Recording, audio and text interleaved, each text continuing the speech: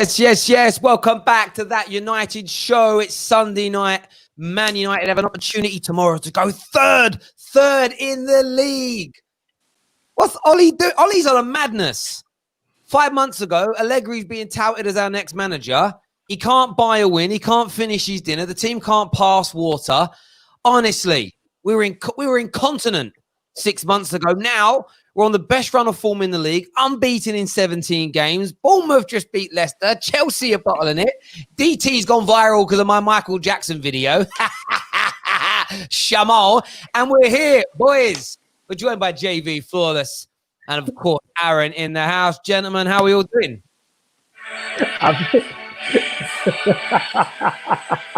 Do you hear that, Terry? Do you hear that? I am turning it down because I'll get copyright strike. But yeah, I hear that, bro. The most beautiful anthem in football history is coming back to Old Trafford, bro. Say it again. Tell them again. The most beautiful anthem in football history is coming back to Old Trafford. And you boys know why, yeah? You boys know why, don't you? Avengers. Oh, yeah. Never forget. Avengers thing. Never forget. We're back. We're rattling the world. Football's rattled, bruv. I'm seeing people, I'm going to go Bruno one player of the month. Bruno one goal of the month. It's not fair. You're buying top four. Academy player. Greenwood's on drugs. Greenwood must be on drugs. He's grown so much. He got taller. He's still in puberty, bro. That's why he's growing, bro. You know what I mean? And rattled everybody out there. Do you know what I mean? Arsenal dropping. Chelsea. It's amazing. It's amazing. We're going to preview Southampton later. Of course, we have to remain composed in what we do. Transfer rumour, first of all, before we delve into all the shenanigans around top four. I want to pronounce his name right. Man United reportedly launched a £58 million bid for Inter Milan centre-back. I want to get this pronounced right. I think it's Milan. I'm actually going to get the computer to say it. Milan Skriniar. I'm going to put the accent on. I sound like, is it Vision? Whatever. What's her name from Avengers? Oh, you're talking about what's the name of the girl from Avengers? Oh, I think it's Wanda.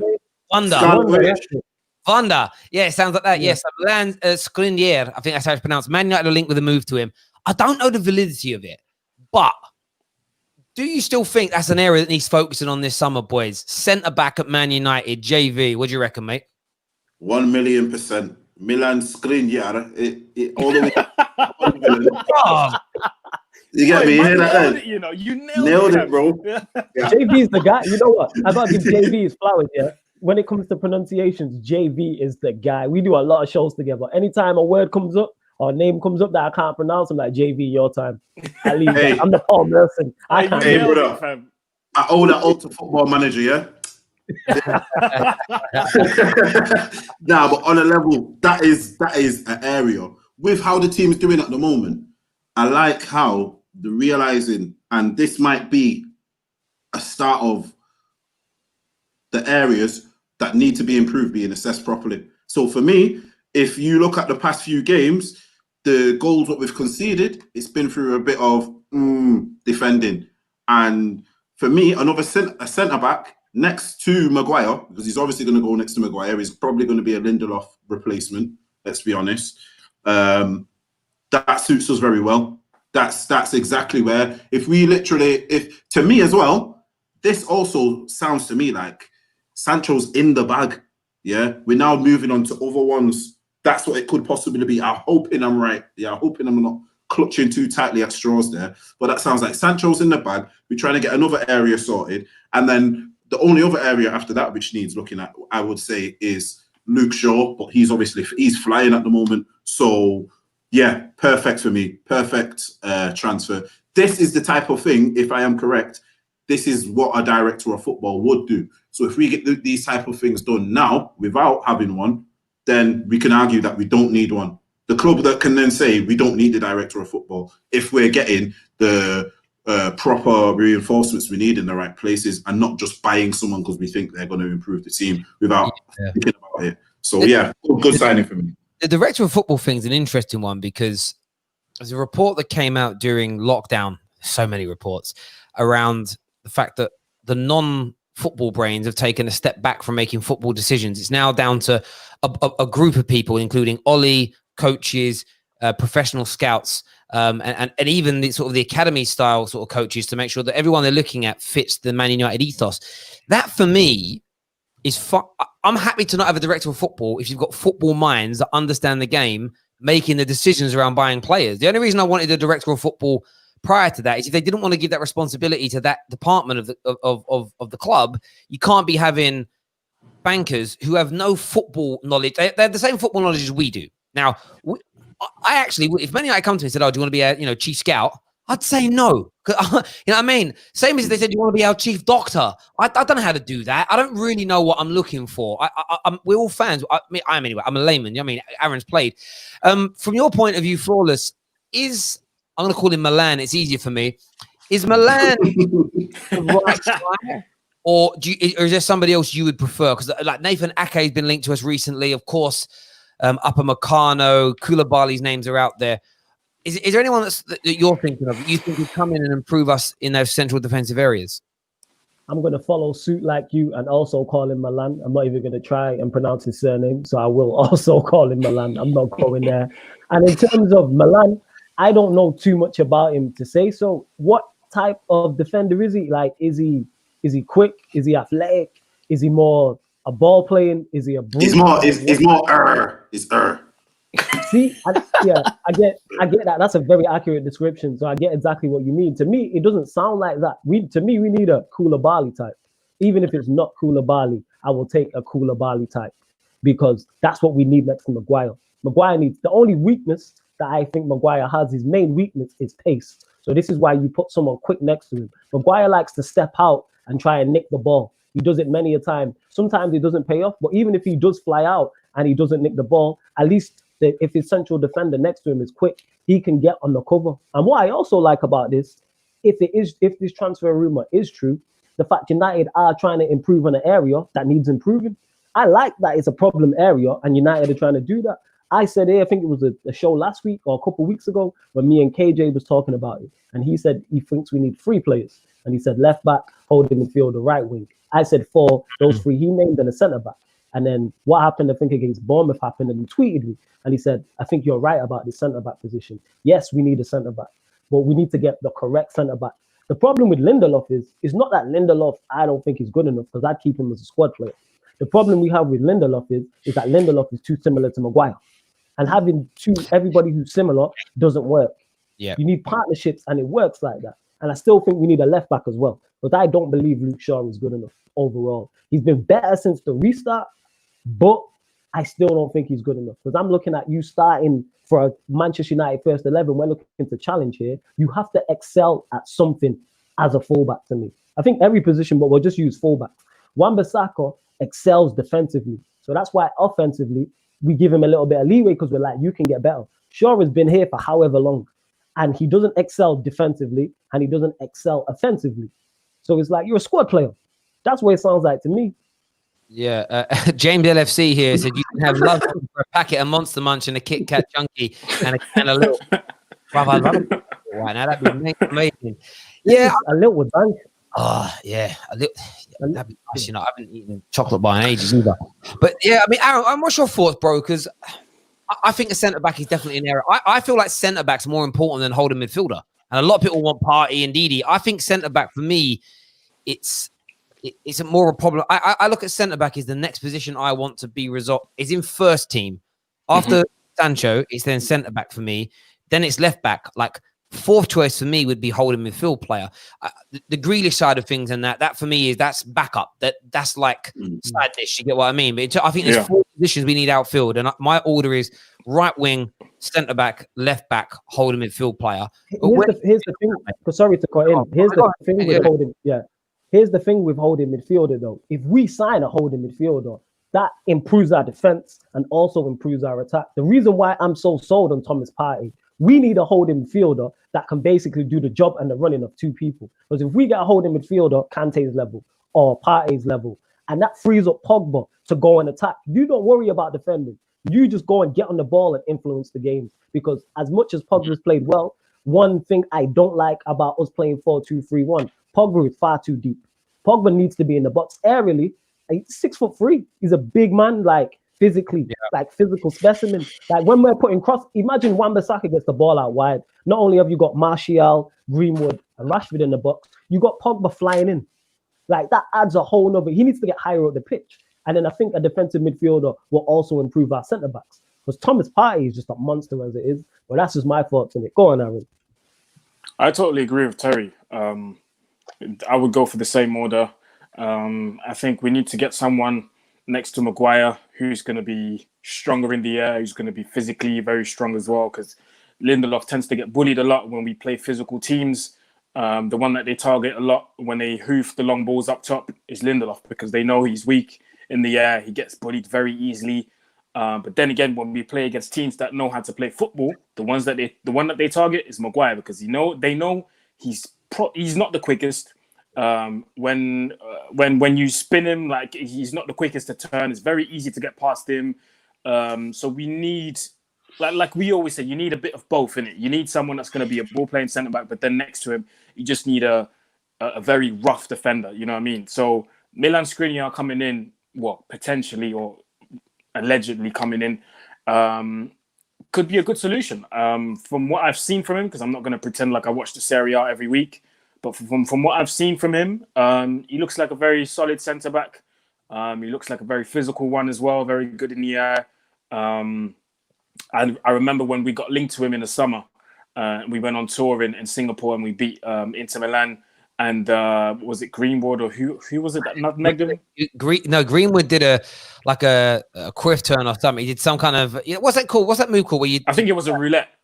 Is that what they're called? A roulette? I don't know what the name of the skills are, but yeah, he absolutely ended the geezer. But you know what? We've seen how good Mason Greenwood is. The best teenager in the world. So there's almost an element of it happens. But yeah. Exactly. So I wouldn't be against it, but then again, it's like you say, man, it's rumors, so we don't really know if it's going to happen. But yeah, the centre back area is definitely an area we need to improve in after the right wing one. So like JV said, if it could be a case of we've already secured it, but we're just finalising the small details. But whilst we're doing that, we're already attacking the centre back areas, which would be very, very good in my opinion. So yeah, man, I'm all for it. Centre-back area needs to be strengthened before we think about a left-back, before we think about a central defensive midfielder. Although I agree with what Flawless said about, freeing up Pogba, because we've seen once you free up Pogba, the guy just does what he wants. I mean, remember when we played Aston Villa and Fred came on, and then all of a sudden Pogba found himself on the wing and stuff and almost went past three men and stuff like the guy can do whatever he wants when he's got the ball at his feet in it. So I mean, if that's what we want to do first, then by all means. I mean, we're not there to make the decisions, but ideally, I think the centre-back area should be the one after the right wing. Yeah, I mean, I also agree with that. And in terms of, I was looking here, he's right-footed, predominantly plays on the left-hand side of the defence, though, Milan. And looking at him statistically, we'll share this up on the screen in just a moment. I mean, you look at, he does this is the only thing with the rumor to him that concerns me slightly is the fact that he plays on the same side of the pitch, or it appears he plays on the same side of the pitch as Maguire, which is just like, if we look here at his heat map, that's the last 5 seasons. That is, if anybody, you know what you'll get. But now he can play on the right. Well, I want someone that's always played on the right to come and play on the right. I don't want to sign someone who predominantly plays left. But when you look at him statistically, we just look at Serie A over that time as an example and go to the sort of defensive breakdown. I mean, it's going to be defensive duels. One is at 64%, aerial duels 52%, successful tackles 44%. This is in and around the ballpark. 5.4 interceptions per game as an example. Recovery is very, very high. It's decent. Doesn't give away a lot of yellow cards. Only gets booked 1 in 10 games. So barely gets sent off. Doesn't give away. That's an interesting one for me. That there gives away on average a foul per game. I always think that's a real interesting one to focus on, if that makes sense, because if you're giving away, if you look at a centre back that's giving away 2 or 3 fouls a game, it's a problem. Do you get what I mean? But so statistically, he looks decent. But whether it's him or whether it's somebody else, I just sort of feel a bit like I just want us looking at that area next, because we're going to move on and talk about the top 4 side of things. It's a madness at the minute with Bournemouth beating Leicester, them losing. But I'm looking at top 4 and the way we're playing. But also when I look at the market, it's like I'm coupling it all into one because I feel like we're really close to creating a brilliant team. And 17 games unbeaten, slapping the teams like we've had. That isn't just like LVG and Jota had good runs of form and stuff. It feels different this time to me. Like there's been a click and a togetherness. And I just hope that the market does the same thing because I wouldn't want us to come in next season with barely an improved squad. Do you get where I'm coming from? Mm-hmm. Yeah, with it happening like that, how you're saying how it feels, it's almost as if when it happened with Jose and everyone else, you didn't believe it. Me now personally, and I know you guys as well, we're getting belief out of Ollie. There's more like, right, I can see now. It's more of a belief thing, I think. With like Mourinho, he was like, yeah, we know Mourinho can do this, but we also know he can do this as well. Do you know what I mean? The whole LVG wasn't proven over here or everything. You know what I mean? He had his great name, but you had your doubts. But with Ollie, for me, what he's doing, it's progressed. We have actually made progress under Ollie. It's been slow progress. There's been a lot of hiccups. But coming out of this now, you feel as if there's something excited to see next season. I want to see how he attacks next season, with us all on 0 points. I want to see how he says, right, let's approach this season now. We're all on a level pegging. No one's 20, 30 points ahead. No one's 10 points behind. Do you get what I mean? That, for me, will be Ollie's... Literally, the start of next season could make him or break him because he's now building something. If this doesn't come into fruition soon, it'll be like, well, then it must have been you. Do you get what I mean? So it's one of them now. Yeah, I'm just happy to see next season. But yeah, there's a comment here, and it's comment. I think there's a bit of truth in this, but also at the same time, it proves that we're right. Watch Bruno get injured and see the belief just disappear. So I read that and think, yes. And that's why the transfer window is important because if you bring in, whether it's Van der Beek or Grealish, we're just throwing these names out there. If we bring in players that give us a strong core and a strong bench, Bruno being out is always going to damage us. But then you have a squad that can kind of cope with that. When Pogba's been out for the majority of the season, we had no one to come in and replace him, And I think that's where, you look at Liverpool at the back. If they lost, I think their best two centre-backs are Gomez and Van Dijk. And Van Dijk. But if they lose one of those two, they do have Matip, who's decent, if that makes sense. He's good to come in. And you know what? After that, Lovren, he isn't the best. But that's what they're going to replace this year. That will be their replacement. They're going to go in and bring in somebody better than Lovren. Suddenly, they've got 4 decent centre-backs. They still need to improve their striking line because I think if they lost Martial if they lost Mane and Salah like we lost Martial and Rashford for 5 months between them, they'd be in trouble because there's no way Origi and Shaqiri are coming up with those goals. So I make Milan. I listen. MMA News. I make your point right. The belief would slightly go if it happened now. That's why if we have a good window though, and Sancho comes in, we get a better centre back. We get a Grealish as an example. We promote Hannibal from the academy squad to being a fringe player. Then it's like, okay, I don't want Bruno injured, but I feel more confident if somebody was missing, and that's where we've been going wrong. What's it say here? Ollie isn't Fergie, but at the moment, Ollie's showing similar characteristics as him. See, he can breathe. He can breathe as well. Fergie can breathe. Yeah, bro. Yeah. It's about the same, isn't it? That's all I can see. That's it. And back to the point. That's my worry. Is I've said this injuries, and this is why I'm not buying into. We get gassed up calling me Avengers because we haven't had shit to talk about for 7 years in it. So we could shout about this, but that is my worry. Is the Spurs game when we restarted, the Norwich game after that. I know if injuries hit this team with the squad we have currently, we will be in trouble. Yes, that 5 is cold. It's the best 5 in the league, Avengers, all of that. But my issues is what happens when 2 of them don't play. When 1 of them don't play, we see the difference. We've seen it already, Spurs and Norwich. They're the 2 prime examples of when the Avengers ain't together, it's different. It's solo. It's like solo Marvel films. They don't bang like the Avengers assemble. I do get that. So that's what I'm concerned about. I get that. And at the same time, we need better backup. There's no doubt. But at the same time, this is what I was thinking about before we preview the game and stuff. I'm really happy with how Man United are playing right now. But I have got a bit of a concern, right? Because we're all over the moon. And we broke a record in the week where we won 4 games on the bounce by a 3-goal margin more. That's 4 games. The 4 games was the world record. with the Premier League record. That tells you that scraping a 1-0 tomorrow night against Southampton and not playing particularly well is very normal. My worry is that people are going to turn on Ollie. See, it was all a bit of a fluke. When actually scraping past teams is clearly normal in terms of score lines. It's clearly normal. Otherwise, there's no way it would be a 4-game record of that goal margin. Think about all the great Premier League teams, Arsenal's, United's, City's, Chelsea's, Liverpool's. None of them, I couldn't believe that was a record. I was like, I swear we've done it before, but we haven't. So I think we also need to taper ourselves that we are probably, in these last 4 league games, the FA Cup and in the Europa League, we're probably going to lose a game. Likely we'll lose a game. And it's also likely we're going to have 2 or 3 more Norwich performances where we come through it and it's like, got a bit lucky there. But I remember doing that 10 times. And I think that's the bit where it's just us, and I'm the worst for it, not allowing myself to get emotional and react and be like, it's all falling apart. And I think that's just where we need to be a little bit careful with it. Yeah, people forget. People forget with Fergie. Sorry. Go on. Cool. No, I was going to say that's my looking at the squad. That's how I look at it, because like we call them the Avengers. Yeah, let's say Mason Greenwood is a 9 out of 10 player. It's easy to get 9 out of 10 performances out of 9 out of 10 players. My issue is if we have a 5 out of 10 player, which I would put Dan James in, Ollie doesn't seem to be able to get 6 out of 10 out of him or 7 out of 10 out of him. Obviously, Pereira's like washed, like he's 0 out of 10. There's nothing you can really do with him. But your Dan Jameses, your Lingards, players like that, that's my issue. Get more out of the average players. I'm saying get above average performances out of your average lot.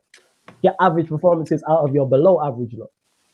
That's where I'm concerned. I hear that, and I think that's the one thing with Ollie that the jury's still out on, because Fergie could do that, but at the same time, we can't compare anyone to Fergie. Fergie's the greatest ever, and what the one thing I would say though, it's interesting. I sat down I stayed up all night to watch the UFC, which was really the final 2 fights. I actually found really disappointing. I get they were skillful in what they do, but I do like in any kind of fight, I just like someone getting sparkoed. And I sat there and watched like the treble relived, and it was sort of like 5 of the most important games from the treble season. And when we were lifting the trophy, final day of the season, Andy Gray was speaking, and he said he basically said, look at this team. He was naming the Giggs and Scholes, and he was like, yeah, they're 24 and 25 years of age apiece. And he goes, look how young they are. Look how much more they're going to go on to kind of win. And I'm sort of sitting there looking at Man United's team, and we do have a few players that are 26, 27, 28. But it's that group of Martial at 24, Rashi, Greenwood, all these youngsters where I just think, they're going to go on to do great things. The only element still where the question mark over is Ollie going to be good enough? Is he going to improve enough in the next 18 months to be able to get us over the line? Because with all due respect, and I know we like to banter Liverpool and City, they do have 2 of the very best managers, if not the 2 best managers in the world in front of them. And when you get down to the granular detail and the difference between coming first and coming second, the quality of the manager plays a massive, massive part. That is still my only concern. I still think JV's right. Ollie has to stay right now. It'd be dumb to remove him while we're growing, because you can undo all that work. But it is a concern. It is. Elite KJ here says Solanke, McGoldrick, Trezeguet, Antonio, and lack of goals all scored this weekend. We need to mark Shane Long at all costs tomorrow. It's true, It's true. It's been the weekend of it's almost like the in-betweeners all scored. Do you get what I mean? The in-betweeners all scored this weekend. Yeah, Antonio got 4, didn't he? 4, yo. Honestly, ever played in Premier League history for West Ham, yeah, for West Ham. Mm-hmm. Crazy. Mad. You know what's crazy? I think Norwich should be given an automatic 10-year ban from the Premier League for that. That's Antonio. Yeah, that's ridiculous. I respect Antonio, but I guarantee you, he sat at home last night, or he probably whatever he did last night, and was like, "How have I done that?" That's just That's like being a solid 4 out of 10 looking guy, and you turn up to a family wedding, and who you with? Who's your date? It's just Beyonce. What do you mean? Yeah. That's what it is. That's the equivalence to me. That's who you've turned up with. It was a madness. But yeah, it's going to be crazy. On to tomorrow night's game. Aaron, how are you feeling about it? Honestly, I feel good. However, I know that Southampton can always be a bogey team to play against. Our record against them at home hasn't always been the best. The the first game that comes in mind is the one last season when they came to Old Trafford. We drew 2-2. Pereira scored that. No, we won 3-2. Sorry, we won 3-2. The one where Pereira scored was it last season as well? Pereira scored. It was last last season. season. Yeah, it was last season. Lukaku got 2. Yeah. There you go. And James Ward-Prowse put in that beautiful free kick. I can remember. It was right in front of me as well where I was sitting. Mad, crazy. So we have to be careful. We can be confident, but we have to be careful because, like KJ just said there, man, Shane Long can come on and score 2. You never know. Away from Shane Long, they've got a very good striker, and it has to be said, Danny Ings is on form at the moment, the form of his life. Like, he's got 19 goals, and he's been going about his business very quietly, just like Jamie Vardy. Like, how did he get to 19? I don't know how he did it. I don't know. So we're gonna have to be careful, man. They've got a couple men in there that can really. They've got a couple ballers in there, man. Danny Ings is someone that I rate.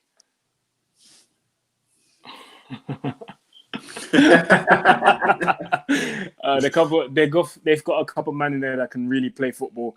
They've got Danny Ings. They've got James Ward-Prowse, who I highly rate. So yeah, man, we're gonna have to be careful. But looking at the recent form that we are in, I don't see why we can't turn them over 3-0 just like we did the other teams.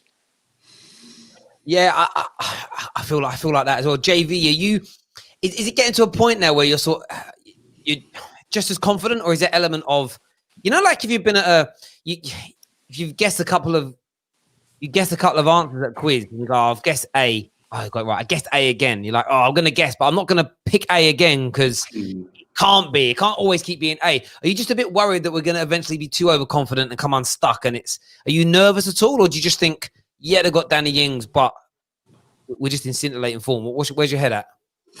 I'm a bit of both in terms of I'm very confident. And when I look at the teams who we've played and the teams we've got left to play, I don't see why this run shouldn't continue. I definitely think, like you said, we could just do the same what we did to the past few teams, to Southampton. And if it was half an hour in tomorrow and we're 2-0 up, 3-0 up, I wouldn't be like, wow, I'd expect it. But at the same time, just with those little few mistakes, and I'm not going to lie, the one player now who makes me really unconfident is De Gea. I just think if they've got someone, and especially like a Ward-Prowse from free kicks, I think Valerie, that right back Valerie scored an absolute screamer against us last time we played him. Yeah, he did. Yeah, and that was one of those games where De Gea was in a bit of a bad patch. I think that was after the Everton game where we had that calamity with Calvert-Lewin. It was either before or after that game. I remember they were close to each other.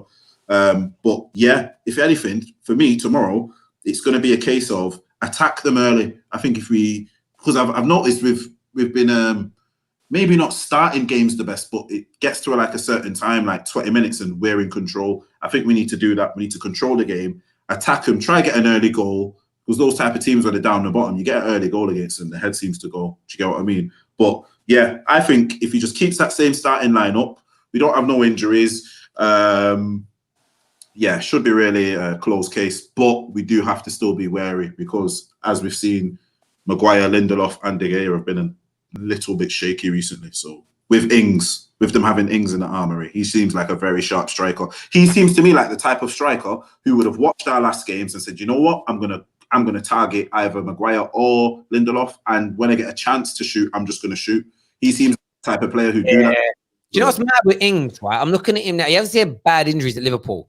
I'm looking at it now. I wonder if there's a bit of Jurgen Klopp thinking, it's better than Firmino, Like as a goal scorer, play. But you know what Danny Ings is doing right now for me is what Liverpool bought him for. He was doing this at Burnley. He was doing this in younger years. And he's not just a striker. He's not just like a tapping merchant. He can ball.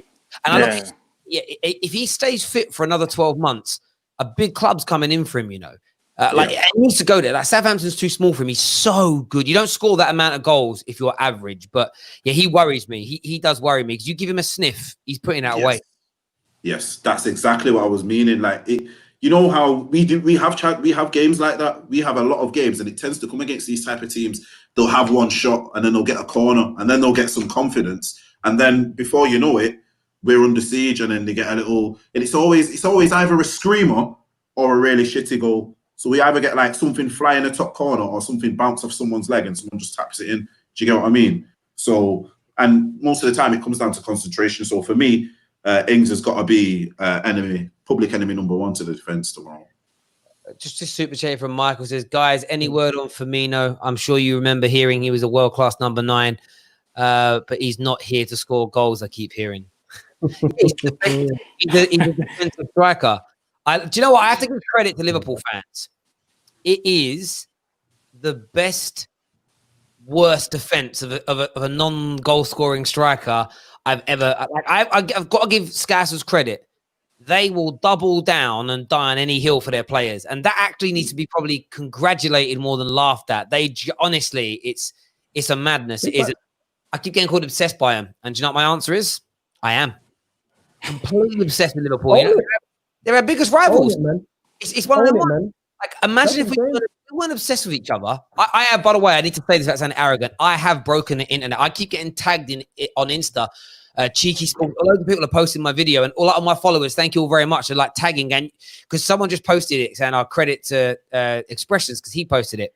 And loads of people are commenting, "Nah, Terry made it. And I think one of the guys from Cheeky Sports just messaged me saying, "Oh, sorry, we'll credit you." I said, "That's cool." But it's like, the point is, if it wasn't for rivalry, that video wouldn't exist. That's the point of rivalry. It's what banter is about, you know. And exactly. I get, like, if someone says I'm obsessed with Liverpool, 110%. Terry, I love the fact here that you're here owning it and not calling it an entanglement. You are owning it. That's what I'm talking about. Don't lie about it. Don't lie about it. Own it. You know what I'm saying? That's what I'm saying, man. Fans. Yeah. Yeah, bro, man. That's what I'm saying. I Own don't it. understand that story in the sense of, was she cheating? Is it an open relationship? And equally, I heard my man was piping Margot Robbie. Yes. So why is he upset, bruv? Like, honestly, what a relationship them two have. Imagine that. I couldn't do that kind of relationship. I'm too selfish. I couldn't do that. Yeah, I'm hella selfish. I couldn't do that. I'm hella selfish. I think there's an element of you as a man that'd be like, yeah, I like it my end. But when you're like, can I come home later? No, don't come home for a couple of hours. Do you know what I mean? You get home, there's a smell of cigar in your house. You're like, oh, gee. Like, I couldn't do that. Look at Aaron's face. Look at Aaron's face. She gets home after a night out and she's like, I'll give us a cuddle. No, I'm gonna have a shower first. She's like, oh, do you know what I mean? I couldn't do that. I get what you're saying. I couldn't share. I don't even share my toilet. I get what you're saying, thoroughly. Nah, I hear that. But now on the Southampton game, I'm weirdly probably going to be the most positive on it. I'm supremely confident. Like, I've watched Southampton, like I've said this before. I've watched, because all the teams have been live since the restart. I've watched teams a lot more closely. They are a poor side. I don't think there's anything to fear whatsoever. Like, if United don't beat Southampton, that's on United. Like, considering all the results have gone our way, Leicester losing, Chelsea losing. So we should win, like 1,000%. I don't see, they have Ings, obviously, who's a threat, but we got the Avengers, so it's like we should really just sweep them aside. Like, even Villa, who we went at our best, we still had enough quality in the end to get it. And I think the Villa game was probably a wake-up call, because you can't really swan into. We can get overexcited and get stuck, but the players can't do that. The players can't buy into the hype. But I think can do it, of course. Yeah, of course. I think that's where, though, Ollie is good at what he does, because Ollie will keep their feet on the ground. And Southampton being a better team than our previous 2 or 3 opponents, I think will give us that kick up the backside in itself. I think we'll raise up. And it's important this week as well, because of course, next Sunday is going to is the FA Cup semi-final, and it's just thick and fast. And I know this. We won the game the other night. What a week we've got as Man United fans. 2 big league games that if we win our next 2 league games, top 4 is pretty much done. In my opinion, I think if we win our next 2, it's pretty much done. Because I can't see Chelsea winning their last 2 games. I genuinely can't see them beating both Wolves. And one more defeat for Liverpool, and they can't become Centurions. Oh my God. Yeah, which is good. And the reason I say that's good, right, is because, and it leads. This is Man United based. Who's had the best season? A team that won the league. Yeah, maybe. Ollie, his head was on the chopping block in November. Do you know what I mean? I was calling him for him to be sacked. You had You had our guy Saeed just like. I've actually watched some of the Saeed's fan cams back because they've been trending recently because everyone's having a go at him. They shouldn't have a go at him. He's got an opinion. You know, Have a go in, man. Yeah, man. Let him have his Leave opinion, Saeed alone, man. You see, after the Villa game, he was so angry. His sentences just didn't make any sense. He was like, see that lot, see that lot, see that lot. It's like that lot, Villa, like that lot. They're just. He was so angry. You know, he was trying to get his words out, and I watched it back, and I'm like, he couldn't speak. And it's like, that's where we were. Imagine going from that, and we go on, and we're going to end up finishing third. We could get to an FA Cup semi-final. We could win the a draw for the Europa League is very favourable, right? I look at it and think, if Liverpool don't make the Centurion, like I always said this before, I was like, yeah, Klopp manager of the year because they're going to win the league and they're going to become Centurions. They're probably going to break City's points record. Has to be the manager of the year. Now I'm looking at it and my money's now on Chris Wilder if he doesn't make Centurions.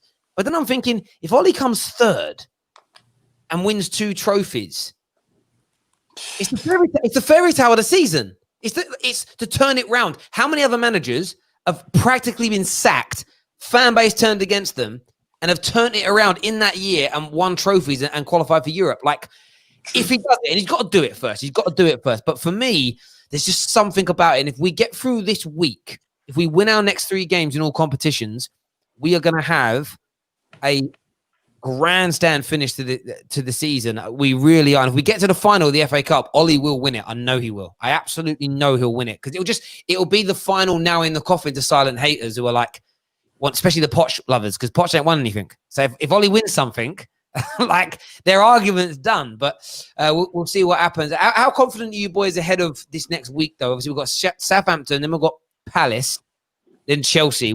Chelsea are in horrible form right now. What's your head saying on that?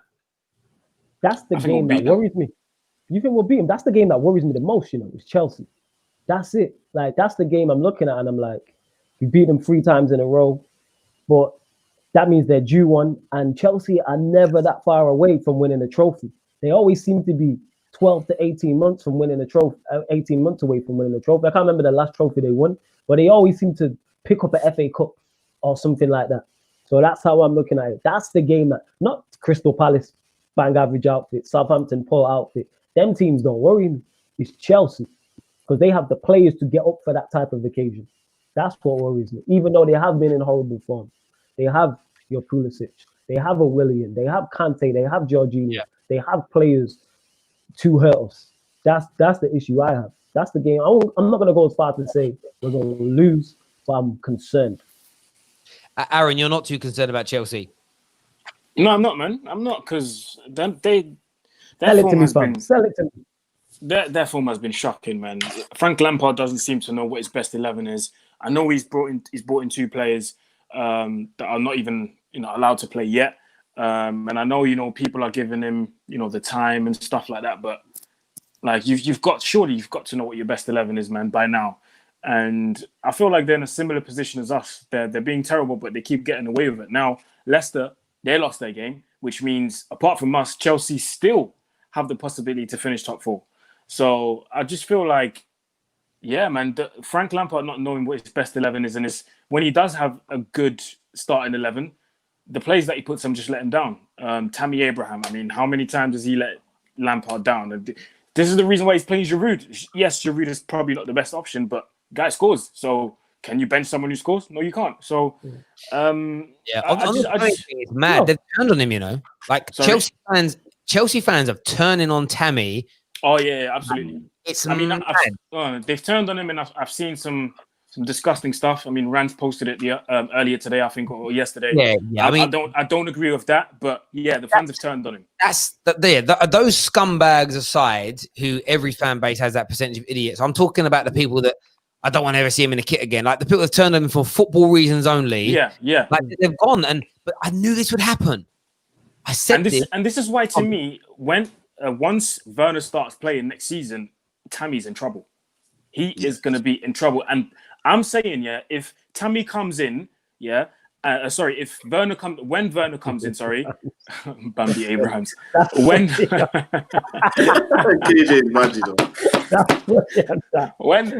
Timo Werner comes in and he starts banging in goals left, right, and center, listen, I reckon by January, December, time he's gonna have to have discussions with the club whether he wants to stay or leave. Because I'm hearing that he wants like a pay rise and he wants more money. Wow. I'm like, what did you do to? Do you know what I mean? I don't know if it's true. But I'm just stating from what I'm reading on Twitter.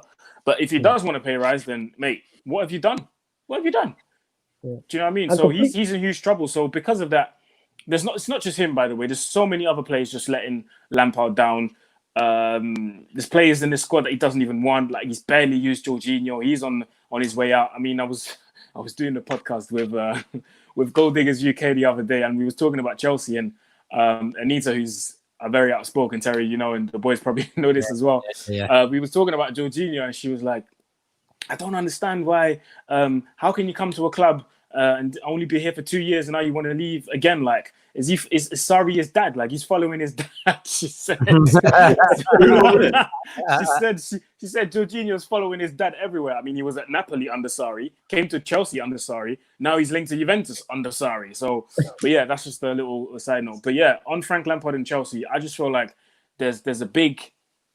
I'm not going to say big disagreements, but you can see the dressing room is a bit in disarray. Like, there's something going on. There's something going fishy. There's something fishy going on in the dressing room at Chelsea. And I just feel like that's going to have, especially them losing to Sheffield. Like, who would have thought? Like, I didn't even think they would lose to Sheffield. I didn't.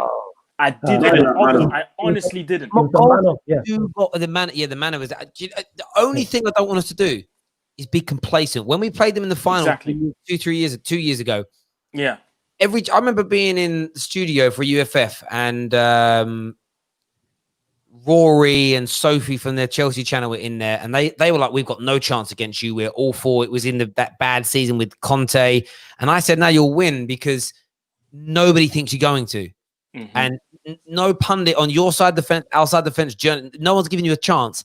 And I said, I feel like that kind of behavior seeps into I feel like it seeps into the dressing room of both clubs. Mm-hmm. It galvanized. The same as when Chelsea played Arsenal a year earlier, and it was like not one pundit. I remember watching like a clip from Arsenal's own club channel, and they were like, "Can we win?" And every pundit went, "No."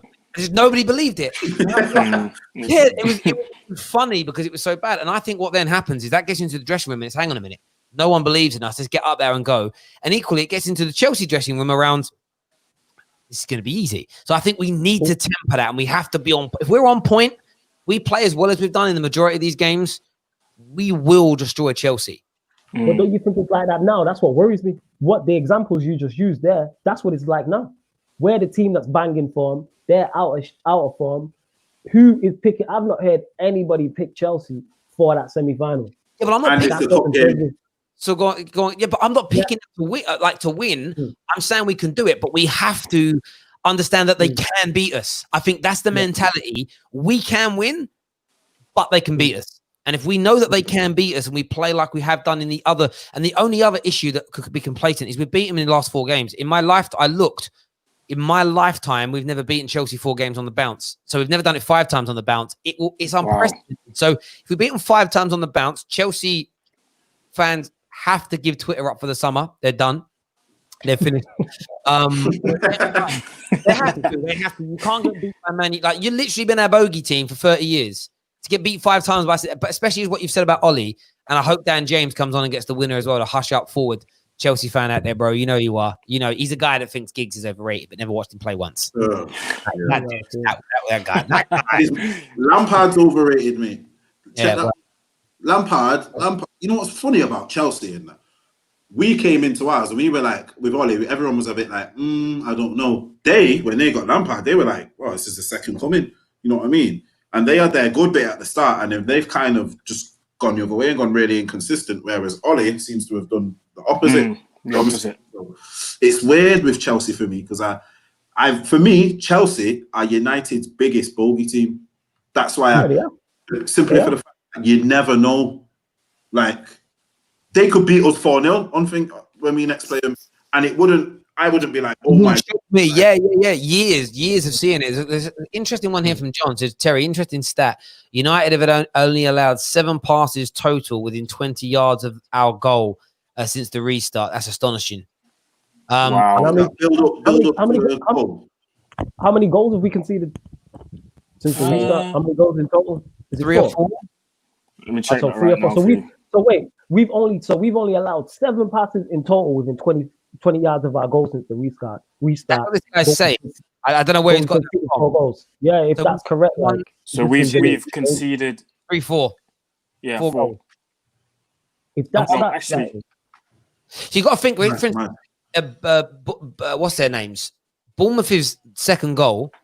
They didn't make a pass because we passed it back and handballed it, right? So like you got there's only 3 goals where that's done. And what's his name? The goal against Norwich in the FA Cup, that was a strike from about 20 yards out. So there was no pass into that area because he dribbled with it. Yeah. So then you've got the Tottenham one, there was no pass. Again, that was a dribble. And then the first ball, the only goal that we conceded from passes into the box was Bournemouth's first goal. So that sounds real. I'd want to see. I'd want to see I want to see the stat like before 100. I'm not just counting yourself there, John. I just like to know, but that's a madness. We're going to take a few calls now from people. There were some questions for us. First person up, we have Safe. What question do you have for the gentleman? Me, well, the questions I have with the gentleman would be that I believe Manchester United need to sign Thomas Partey and Van der Beek and miss out on Jack Grealish. That's